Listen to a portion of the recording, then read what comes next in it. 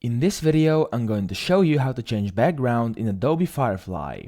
So the first thing you want to do is go into Adobe Firefly, and then once you scroll down here, you have to select Generative Fill. So there's many different options, but this time we're going to use their Generative Fill.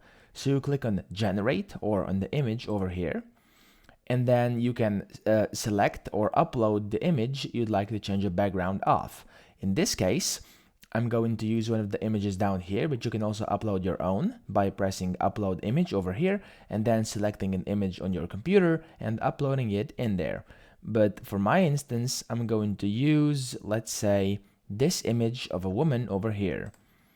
So the simplest way to do this is simply by clicking background over here to where it says background, and then it's going to automatically select the background and select the subject out of the background, and then you simply have to type in whatever you'd like the background or the new background to be. In this case, let's type in restaurant, good vibes, and let's say food on tables. Okay, then you press generate.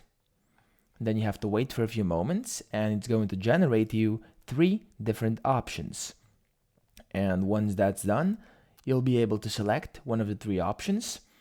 And by the way, Adobe Firefly is free, as you can see. I'm using it with the free credits over here.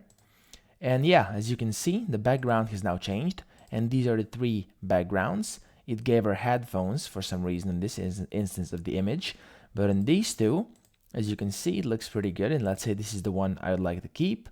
All you do is click on keep, and that's it. You now have a new background of your image. If you found this video helpful, make sure to subscribe to the channel.